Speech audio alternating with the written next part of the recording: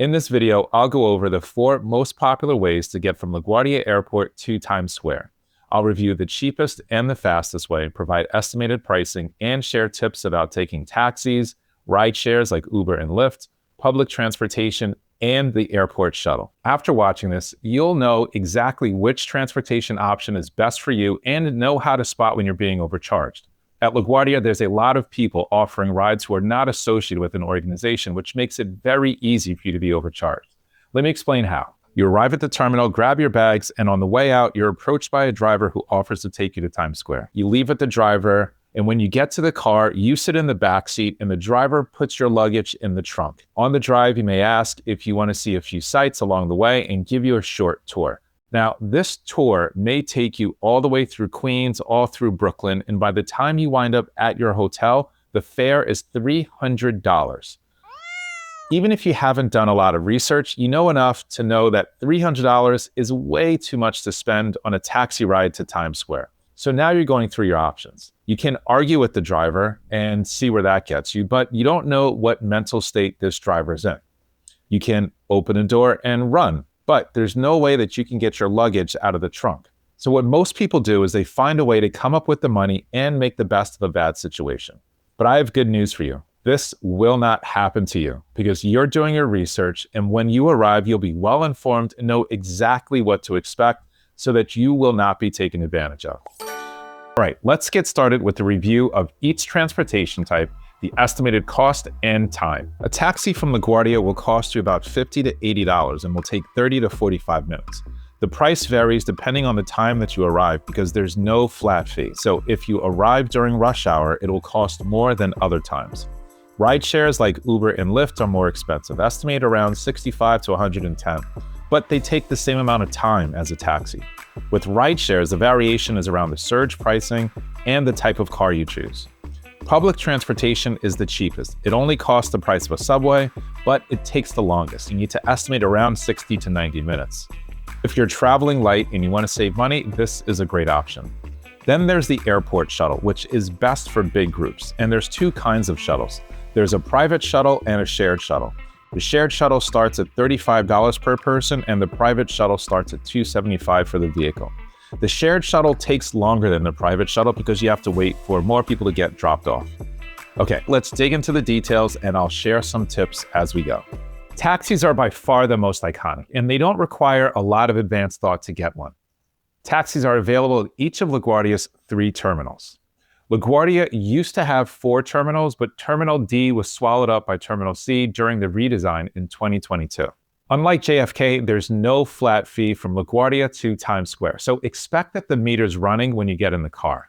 Tolls are not included in the base fare. If the driver adds on tolls, this shouldn't come to more than $12 in total. And that assumes that the driver takes the Triborough Bridge, which has a fare of $7, and adds congestion pricing, which is $3.25.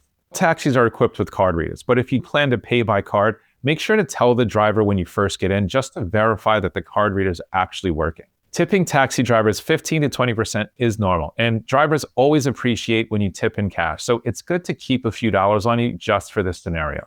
A common mistake that first-time visitors make is they tell the driver the name of their hotel, but not the street that it's on. And even though we all have GPSs, it can still be very confusing because there are some hotels that share the same name. I know it sounds crazy, but it's true. A good example of that is the Fairfield Inn in Times Square. There's actually 2 Fairfield Inns in Times Square. I'm going to switch to our trip planner so I can show you what I mean on a map. I'll just start by putting in some travel dates. And when I type in the Fairfield Inn in Times Square, you can see that there's 2 options that show up in the autocomplete. There's one that's on 36th and there's one that's on 40th. So it's always better to give the street name along with your hotel name, like I'm going to the Fairfield Inn on 40th.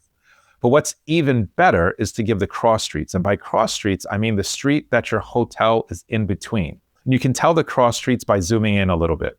When you know the cross streets, you'd say, I'm going to the Fairfield Inn on 40th between 8th and 9th. And that's also a money-saving tip for you because New York is full of one-ways. And during the holidays, when this area is gridlocked, it can easily take 10 to 15 minutes just to go 1 block. So if you're stuck in traffic on 40th and 8th, you can get out and walk the half block to your hotel instead of paying the extra fare to have the driver take you all around the block just to drop you off in front of the hotel. That'll save you a few dollars, which you can give to the driver as a tip. Now, rideshares are different because the fare is set once you order through the app, and always make sure to order through the app. That's how you avoid the mistake that we saw in the beginning. Rideshares are pretty popular by now, but remember you're getting into someone else's car. So there's always a few safety tips to keep in mind. The app will show you the make, the model, and the license plate of the vehicle that's assigned to you. Be sure to verify all these details before you open a door. The app will also show you the driver's name and their face, and look for visual identification when you first get in, just to be sure the person driving is who you expect them to be. At LaGuardia Airport, there are designated areas for rideshares. At Terminals A and C, it's right outside the terminal. But at Terminal B, you need to go to the parking garage level 2 to meet your car. An advantage of the rideshares is you can add extras to your car. So if you're traveling with a baby and you need a car seat, you can request a car seat is included in your ride. You can also select the kind of vehicle that fits best for your travel group. So let's say that you're 3 or 4 people and you have a lot of bags. You can ask for an SUV or a larger XL size car to pick you up. But if you're more than 4 people, maybe you're 6, 7, 10, or 12 people, then the airport shuttle is best. And the most popular airport shuttle is run by a company called Go Airlink. They're associated with the New York City Transit Authority, and they're integrated directly into LaGuardia Terminal, which is nice because if you get to LaGuardia and you can't find your shuttle for some reason, just go to the Welcome Center and you can call them for free. You'll get connected to a real person who speaks multiple languages, and once you give them your confirmation number, they can tell you exactly where to meet your shuttle. During the holiday season, it's very common to see multiple families traveling together to New York to celebrate Christmas. Just think about Home Alone 2. And that's really when the shuttle shines. There's 2 different kinds of shuttles. There's a shared shuttle and a private shuttle. And as you can guess from the name, the shared shuttle is shared with multiple people, but the private shuttle is dedicated just for you and your travel group. With the shared shuttle, the driver makes multiple stops because they have to take everyone to their respective hotels. But with the private shuttle, the driver just takes you to your hotel, so it's much faster. The private shuttle fits up to 13 people and has enough room for all of your bags, so there's no need to worry about space.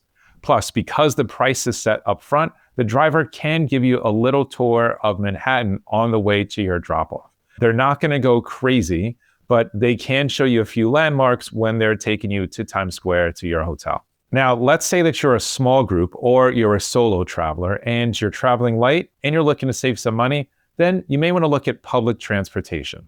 Public transportation is not quick, but it is cheap. It only costs the price of a subway, which is currently $2.90. The subway does not connect directly to LaGuardia, so you'll need to take a bus to transfer to the subway.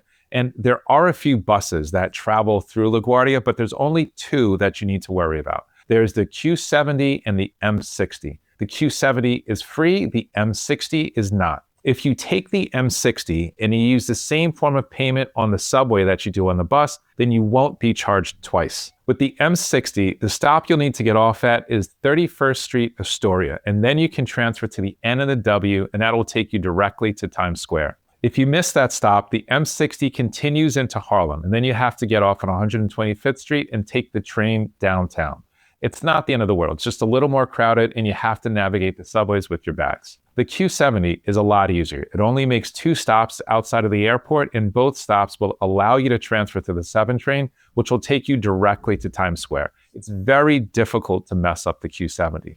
The only thing about the Q70 is it does not stop at Terminal A. So if you arrive at LaGuardia Terminal A and you want to take the Q70, you'll need to make your way to Terminals B or C to catch that bus. And while you're navigating New York, it's always a good idea to keep a GPS on you so you don't get lost. And the one most New Yorkers use is Google Maps. If you haven't used Google Maps for a public transit system before, make sure to watch this video next. Well, I hope this video helped you figure out which transportation option is best for you. If you enjoyed, hit like and subscribe. Thanks for watching, and I'll see you in the next one.